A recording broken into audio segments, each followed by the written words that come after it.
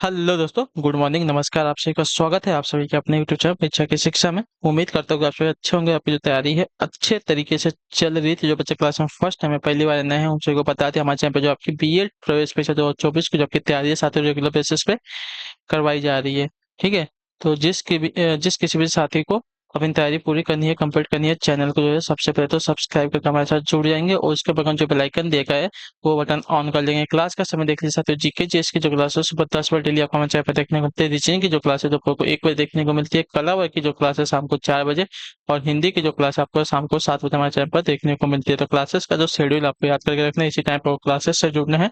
अपनी तैयारी को जो है साथियों पूरा और कंप्लीट करना है। ठीक है। बाकी अगर आप लोगों का और कोई डाउट है और कोई क्वेश्चन है तो आप हमें आके देखिए इंस्टाग्राम पर पूछ सकते हैं। परीक्षा की शिक्षा का इंस्टाग्राम का पेज का लिंक नीचे डिस्क्रिप्शन में मिल जाएगा। पीडीएफ और नोट्स का हमारा टेलीग्राम का जो चैनल है आप लोग इसको ज्वाइन कर लीजिए। परीक्षा की शिक्षा नाम का नीचे डिस्क्रिप्शन आ चुका है, इसका भी लिंक मिलेगा। साथ ही यहाँ पे क्या है, डेली बेसिस आपको जो क्लास का पीडीएफ है, नोट्स है, अपडेट है, आपको यहाँ पे दिया जाता है। और जब पे एग्जाम का अपडेट होगा, क्लास का अपडेट होगा, डेली बेसिस पे आपको यहाँ पे दिया जाता है। तो आप लोग यहाँ से जुड़े रहेंगे तो आपका कोई भी अपडेट जो है क्लास के रिगार्डिंग क्या होगा मिस नहीं होगा साथियों। ठीक है। क्लियर। तो आप लोग इतना काम कर देंगे तो चलें क्लास स्टार्ट करेंगे। स्टार्ट करने से पहले जिसने अभी तक देखिए क्लास को लाइक नहीं किया, क्लास को लाइक कर देंगे। क्लास को जिसने अभी तक शेयर नहीं किया है अपने दोस्तों के साथ शेयर कर देंगे। और जिसने अभी तक चैनल को सब्सक्राइब नहीं किया चैनल को सब्सक्राइब कर लेंगे साथियों। ठीक है। चलिए क्लास स्टार्ट करते हैं। क्वेश्चन नंबर 1 कहते हैं कंप्यूटर में एक इनपुट आउटपुट डिवाइस जो कंप्यूटर ऑपरेटर या रख रखाव इंजीनियर और कंप्यूटर के बीच संचार के माध्यम और कहते हैं संचार के लिए आरक्षित है, किसके रूप में जो है जाना जाता है, बताइए। कंप्यूटर में एक इनपुट आउटपुट डिवाइस जो कंप्यूटर ऑपरेटर या रखरखाव इंजीनियर और कंप्यूटर के बीच संचार के लिए आरक्षित है, किसके रूप में जाना जाता है? तो आपका राइट आंसर हो जाएगा साथियों कंसोल के रूप में। जो आपका बी विकल्प देगा आपका सही उत्तर हो जाएगा। ठीक है, क्लियर सभी को। यह एक फिजिकल डिवाइस है जिसमें एक आपका कीबोर्ड और एक स्क्रीन शामिल है। ठीक है। इसका उपयोग नेटवर्क या कंप्यूटर स्टेटस को मेंटेन या मॉनिटर करने के लिए जो है किया जाता है। ठीक। चलिए अगला क्वेश्चन आपका दूसरा नंबर, कपास के उत्पादन के लिए सबसे उपयुक्त मिट्टी कौन सी है? जलोढ़ मिट्टी है, लेटराइट मिट्टी है, काली मिट्टी है, नम मिट्टी, बताइए। कपास के उत्पादन के लिए बताइए। कपास के उत्पादन के लिए सबसे उपयुक्त मिट्टी कौन सी है? तो आपका सही उत्तर साथियों काली मिट्टी यानी कि रेगुड़ मिट्टी। ठीक है, याद रखिएगा रेगुड़ मिट्टी जो है कपास के उत्पादन के लिए सबसे उपयुक्त होती है। जो आपका दिया गया यहाँ पे सी विकल्प आपका सही उत्तर हो जाएगा। ठीक है, क्लियर है। और दक्कन और मालवा के पठारी की गहराई या मध्यम काली मिट्टी को इसकी ये आदर्श माना जाता है। ठीक है, याद रखिएगा। अगले क्वेश्चन बढ़ेंगे, तीसरा नंबर है। ठीक है, बताने की कोशिश कीजिएगा सही उत्तर क्या हो जाएगा। पूरी तरह से लोचदार मांग है क्या? बताइए। पूरी तरह से लोचदार मांग में क्या होता है? तो देखिए पूरी तरह से लोचदार मांग में अधिक कीमत पर मात्रा की मांग घटकर शून्य होती है। ठीक है, जो आपका ए ऑप्शन देगा आपका आइडन, पूरी तरह से लोचदार मांग में अधिक कीमत पर मात्रा की मांग घटकर क्या होती है? शून्य होती है। तो जो आपका दिया गया यहाँ पे ए ऑप्शन आपका राइट आंसर हो जाएगा। ठीक है, क्लियर हो इसके बारे में।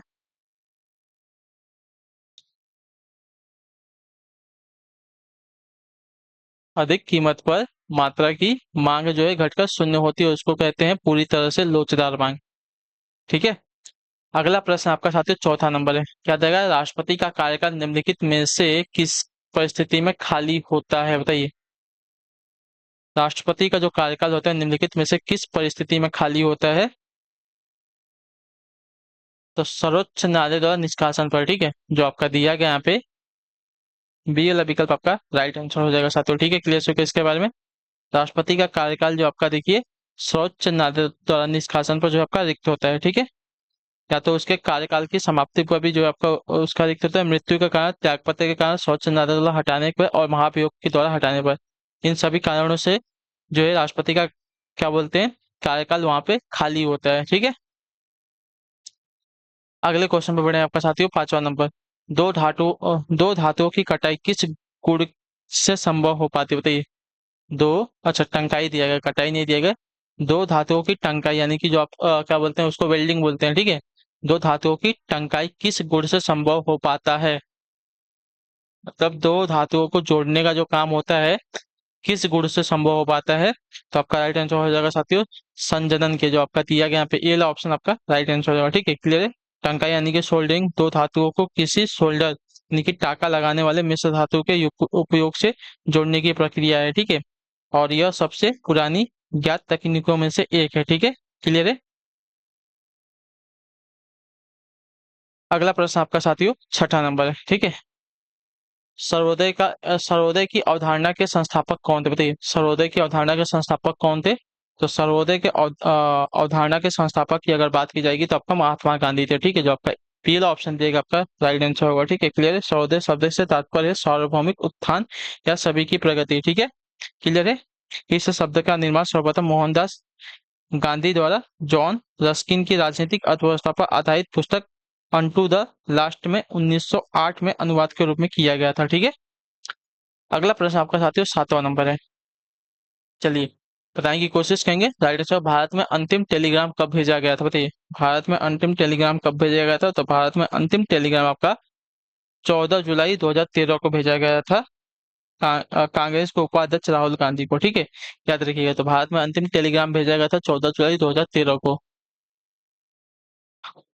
चलिए आठवां नंबर आपका, सिग्मा रूपी बृहदान्त्र किसका भाग? बताइए, सिग्मा रूपी बृहदान्त्र जो है किसका भाग है? तो सिग्मा रूपी बृहदान्त्र जो है आपका बड़ी आंत का भाग है। तो जो आपका सी अभी कब देगा साथियों? राइट आंसर, सिग्मा रूपी बृहदान्त्र जो है आपका बड़ी आंत का भाग होता है। अगला प्रश्न आपका साथियों क्वेश्चन नंबर 9 है, बताने की कोशिश कीजिएगा। राइट आंसर, धारा का वाहक करने के समय सुचालक कैसा होता है? बताइए, धारा का वहन करने के लिए समय का सुचालक कैसा होता है? तो धारा का वहन करने के समय सुचालक आपका होता है साथियों विद्युतीय निष्प्रभावी। ठीक है, जो आपका दिया गया यहाँ पे डी ऑप्शन आपका सही उत्तर है। धारा के वहन करते समय सुचालकों में इलेक्ट्रॉन का प्रवाह होता है, परंतु दिए गए किसी भी अनुप्रस्थ काट के अंदर आए इलेक्ट्रॉनों की संख्या बाहर जाने वाले इलेक्ट्रॉन की संख्या के बराबर होता है। तो अतः धारा वायु सुचालक आपका न्यूट्रल होता है। ठीक है, याद रखिएगा। तो धारा वहन करने के समय सुचालक आपका कैसा होता है? तो विद्युत निष्प्रभावी होता है, यानी कि न्यूट्रल होता है। ठीक है, क्लियर है। चलिए अगले क्वेश्चन में बढ़ेंगे आपका साथियों 10वां नंबर। अल्फा कण किसके परमाणु का नाभिक होता है? बताइए, अल्फा कण जो है किसके नाभिक परमाणु के नाभिक होते हैं? तो देखिए, अल्फा कण जो है हीलियम परमाणु के नाभिक में होते हैं। तो जो आपका दिया गया यहाँ पे सी विकल्प आपका राइट आंसर। अल्फा कण मुख्यतः हीलियम नाभिक होते हैं। इनकी संरचना दो प्रोटॉनों व दो न्यूट्रॉनों के द्वारा होती है। रेडियोधर्मिता में ये कण आपके नाभिक से उत्सर्जित होते हैं। ठीक है, चलिए क्वेश्चन नंबर 11 है, बताने की कोशिश करेंगे। 11 पे आपका आइडिया है, सोशल नेटवर्किंग वेबसाइट फेसबुक के संस्थापक कौन? बताइए, सोशल नेटवर्किंग वेबसाइट फेसबुक के संस्थापक कौन है? तो देखिए, इसके संस्थापक आपको हो जाएंगे साथियों मार्क जुकरबर्ग। जो आपका डी ऑप्शन देगा आपका सही उत्तर होगा। ठीक है, क्लियर है। फेसबुक का आरंभ आपका 2004 में हार्वर्ड के एक छात्र मार्क जुकरबर्ग ने की थी। ठीक है, चलिए नेक्स्ट आपका 12th नंबर क्वेश्चन 12 नंबर है, प्रकृति एवं मानव निर्मित दोनों रूपों को दर्शाने वाले बड़े पैमाने पर मानचित्रों को क्या कहते हैं? बताइए, प्रकृति एवं मानव निर्मित दोनों रूपों को दर्शाने वाले बड़े पैमाने पर मानचित्रों को क्या कहते हैं? तो देखिए, इसको कहा जाता है आपका स्थलाकृति मानचित्र। जो आपका बीएल ऑप्शन देगा साथियों आपका सही उत्तर। ठीक है, क्लियर है। स्थलाकृति मानचित्र एक प्रकार का मानचित्र है जिसका उपयोग आधुनिक मानचित्र में समोच्च लाइनों का उपयोग कर बड़े पैमाने पर विस्तार से रिलीफ कर मात्रात्मक प्रतिनिधित्व करने के लिए किया जाता है। इस प्रकार का मानचित्र प्राकृतिक एवं मानव निर्मित रूपों को जो है दर्शाता है। ठीक है,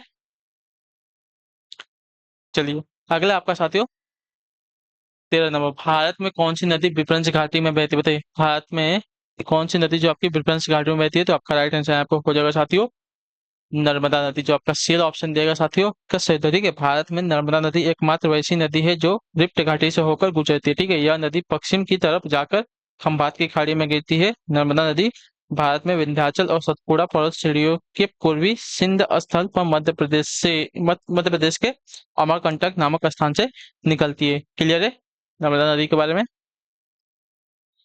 ठीक है, मध्य प्रदेश के अमरकंटक नामक पठार से निकलती है और विभ्रंश घाटी से होकर बहती है। ठीक है, और खंबाट की खाड़ी में जाकर गिरती है। अगले क्वेश्चन में बढ़े आपका 14 नंबर प्रश्न। ठीक है, बताइए गाइडेंस होगा। अपातनी कहाँ का मुख्य जनजातीय समूह है? अपातनी जो है कहाँ का मुख्य जनजातीय समूह है? तो अपातनी की बात की तो अपातनी जो आपका अरुणाचल प्रदेश का मुख्य जनजातीय समूह है। तो जो आपका डील ऑप्शन देगा साथियों 14 पे आपका सही उत्तर होगा। ठीक है, क्लियर है। अरुणाचल प्रदेश की सबसे बड़ी जनजातियों में आपकी आदि, गालो, नीसी, खमती, मोम्पा, अपातनी प्रमुख है। ठीक है, चलिए, पाताइन जनजाति राज्य के जीरो घाटी के निचली सुबनसिरी जिले में रहती है, ठीक है। उनकी भाषा चीनी तिब्बत परिवार के अंतर्गत आती है। अगले क्वेश्चन पे बढ़े हैं, आपका 15 नंबर। निम्नलिखित में से कौन सा पादप रंजक लाल एवं सुदूर लाल प्रकाश क्षेत्र में अवशोषित हो जाता है, बताइए।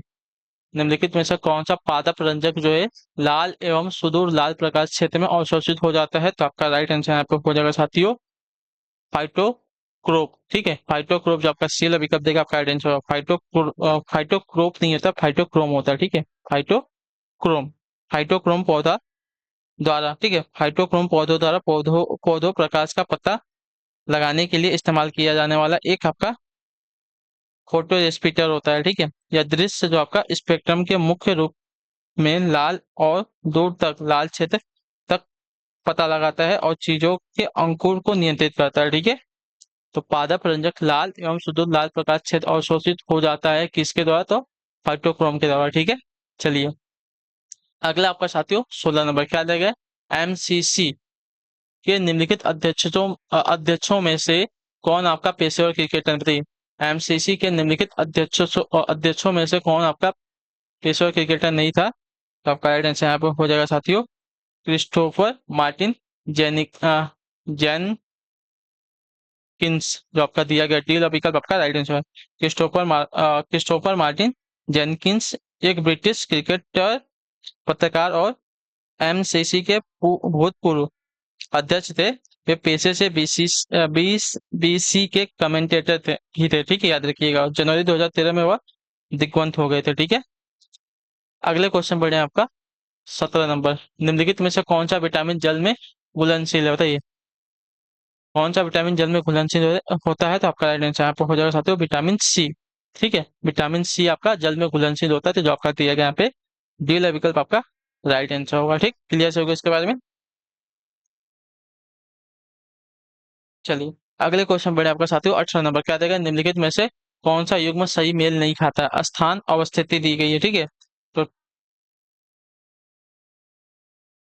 क्या देगा, आ, हाँ, ट्रॉफ लगर स्क्वायर कहाँ पे स्थित है, बताइए।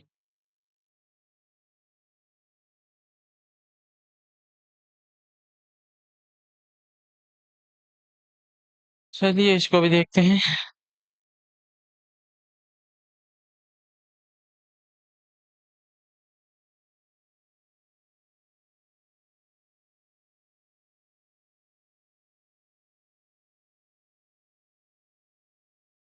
अच्छा, हमको यही पूछा कौन सा जो है सही युग्म सही मेल नहीं खाता है ना, तो आपका जो दिया गया तहरी स्क्वायर अबू धाबी में स्थित नहीं है, बाकी ट्रफ लगर स्क्वायर आपका लंदन में स्थित है, रेड स्क्वायर आपका मॉस्को में स्थित है, और क्या देगा तियाना नमन स्क्वायर आपका बीजिंग में स्थित है। लेकिन आपका टहरी स्क्वायर जो दिया गया है आपका मिस्र की राजधानी काहिरा में स्थित है, ठीक है। कहाँ पे है, तो मिस्र की राजधानी काहिरा, ठीक है, ये बात याद रखिएगा। अगला क्वेश्चन आपके साथ 19 नंबर है, संयुक्त राष्ट्र सुरक्षा परिषद के अस्थायी सदस्य की कार्य अवधि कितनी होती है, बताइए। संयुक्त राष्ट्र सुरक्षा परिषद के अस्थायी सदस्य की कार्य अवधि कितनी होती है, तो आपका राइट आंसर हो जाएगा साथियों 2 वर्षों की, जो आपका दिया गया डी वाला विकल्प आपका सही उत्तर हो जाएगा, ठीक है। क्लियर होगा इसके बारे में।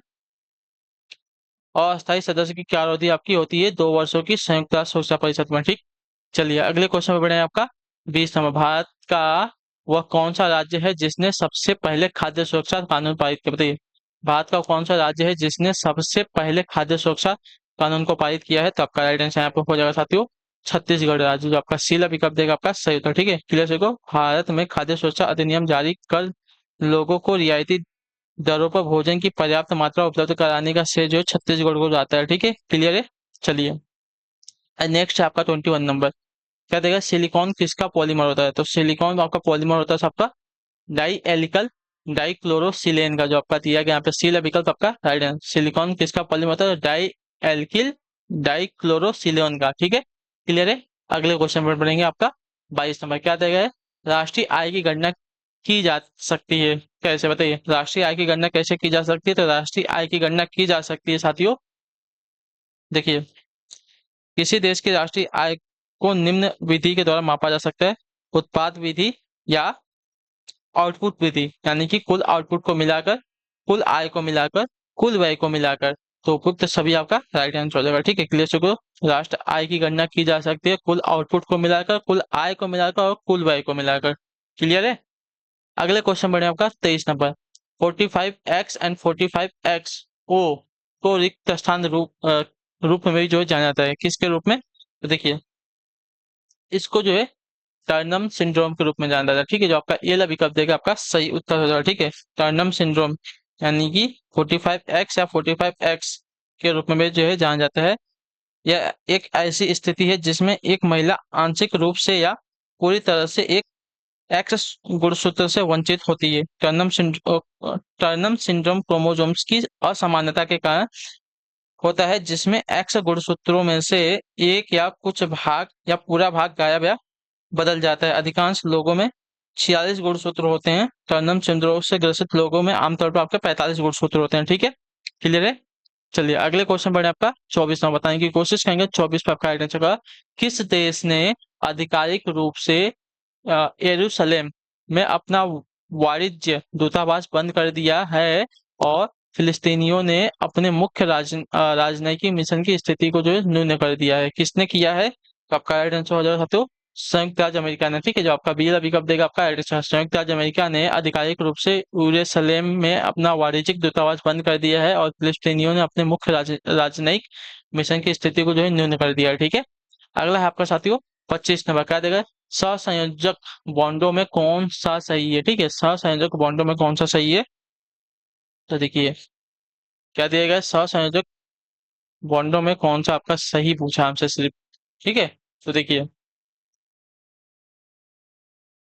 उसका गलनांक और कथनांक, यानी कि सहसंयोजक बॉन्डों का गलनांक और कथनांक जो है आपका कम होता है और इलेक्ट्रॉनों के बीच स्थित संबंध जो आपका कमजोर होता है। तो केवल 1 और 2 आपका कथन जो दिएगा आपका सही उत्तर होगा। ठीक है, क्लियर से इसके बारे में। सहसंयोजक बॉन्डों में उसका गलनांक और क्वथनांक कम होता है और इलेक्ट्रॉनों के बीच आपका संबंध आपका कमजोर होता है। अगला आपका साथियों 26, मनुष्य की सुनने की असामान्य क्षमता कितनी, मतलब मनुष्य के सुनने की असामान्य क्षमता कितनी है? तो 20 हर्ट्ज से 20 किलो हर्ट्ज तक है, जो आपका भी सी वाला विकल्प देगा आपका आंसर हो जाएगा। ठीक है, सामान्य रूप से मानव सरोवर की वर्णित सीमा आपकी 20 हर्ट्ज से 20 किलो हर्ट्ज तक होती है। ठीक है, क्लियर हो गया। इसका आदर्श प्रयोगशाला स्थितियों के तहत मनुष्य आपका 12 हर्ट्ज तक के तक के कम और 28 किलो हर्ट्ज तक की उच्च ध्वनि को जो है सुन सकता है। मनुष्य की सुनने की स्तर की आवृत्ति आपकी 2000 और 5000 हर्ट्ज के बीच सबसे संवेदनशील होती है। ठीक है, अगले क्वेश्चन बढ़ेंगे 27 नंबर। केंद्र शासित प्रदेश दादर नगर हवेली महाराष्ट्र और रिक्त स्थान के मध्य स्थित है, किसके किसके बताइए? केंद्र शासित प्रदेश आपका दादर, दादरा नागर हवेली। ठीक है, दादरा नागर हवेली महाराष्ट्र और रिक्त स्थान के बीच स्थित है, किसके? तो आपका राइट आंसर हो जाएगा साथियों गुजरात के। ठीक है, जो आपका दिया गया यहाँ पे डी विकल्प आपका राइट आंसर हो जाएगा। अगले क्वेश्चन बढ़े आपका 28 नंबर, बताइएगा राइट आंसर होगा। प्रतिवर्ष 6 श्रेणियों में नोबेल पुरस्कार प्रदान किया जाता है, निम्नलिखित में से किसके लिए यह नहीं दिया जाता है ना? तो आपका राइट आंसर हो जाएगा साथियों गणित के लिए। ठीक है, जो आपका ये विकल्प देगा आपका राइट आंसर हो जाएगा। साहित्य, भौतिक की, रसायन, शांति, अर्थशास्त्र और शरीर विज्ञान और चिकित्सा श्रेणी में आपका जो है नोबेल पुरस्कार प्रदान किया जाता है। गणित इस सूची में आपका शामिल नहीं होता। ठीक है, क्लियर है। चलिए अगले क्वेश्चन में आपका 29 नंबर, बताइएगा राइट आंसर होगा। रिक्त स्थान उड़ीसा का एक नृत्य है जो 18वीं शताब्दी में जंगलों में रहने वाले जनजातियों द्वारा किया जाता था और 19वीं शताब्दी में यह युद्ध कला पर आधारित नृत्य बन गया। किसकी बात कर रहा है यह? तो आपका राइट आंसर साथियों छऊ नृत्य की, जो आपका दिया गया सी वाला विकल्प आपका राइट आंसर होगा। ठीक है, क्लियर। उड़ीसा के छऊ नृत्य की उत्पत्ति आपकी 18वीं शताब्दी में उड़ीसा के जंगलों में एक आदिवासी नृत्य के रूप में हुई थी। यह एक अर्ध शास्त्रीय भारतीय नृत्य है जिसमें मार्शल जनजातियों और लोक परंपराएं शामिल है। ठीक है, नृत्य में मार्शल आर्ट, कलाबाजी और एथलेटिक्स के उत्सव को लेकर जो है लोक नृत्य के उत्सव तक धार्मिक विषयों के साथ संचालित नृत्य शामिल है। ठीक है, चलिए आखिरी क्वेश्चन रहेगा, बताने की कोशिश करेंगे। राइट आंसर होगा द ओरिजिन ऑफ स्पेसिस के लेखक, बताइए द ओरिजिन ऑफ स्पेसिस के लेखक कौन है? तो द ओरिजिन ऑफ स्पेसिस के लेखक आपके यहाँ पे हो जाएंगे चार्ल्स डार्विन, जो आपका दिया गया यहाँ पे ये विकल्प आपका right. The Origin of Species के लेखक आपका चार्ल्स डार्विन है। ठीक है, क्लियर है। चलिए तो इसी के साथ आपकी जो क्लास है आज की यहीं पे कंप्लीट होती है। आई होप कि आपको जो क्लास अच्छी लगी है, अच्छी लगे क्लास को लाइक करें, चैनल पर चैनल को सब्सक्राइब, और हमें जो है कमेंट अपने राय क्लास के बारे में जोड़ देंगे। आपको जो साथियों क्लास है कैसी लगी, ठीक है। बाकी अगर आपका कोई डाउट होगा, कोई क्वेश्चन होगा, कोई क्वेरी होगा, तो आप हमें पूछ लीजिएगा, हम आपको उसका आंसर दे देंगे। नीचे कमेंट में आता है, इंस्टाग्राम पे आके पूछ ले, ठीक है। अच्छी लगे तो क्लास को लाइक करिएगा, चैनल पर पहले चैनल को सब्सक्राइब करके जाइएगा, ठीक है। चलिए तब तक के लिए टाटा बाय बाय, जय हिंद जय भारत। आपके क्लास से जुड़ने के लिए बहुत बहुत ही धन्यवाद साथी।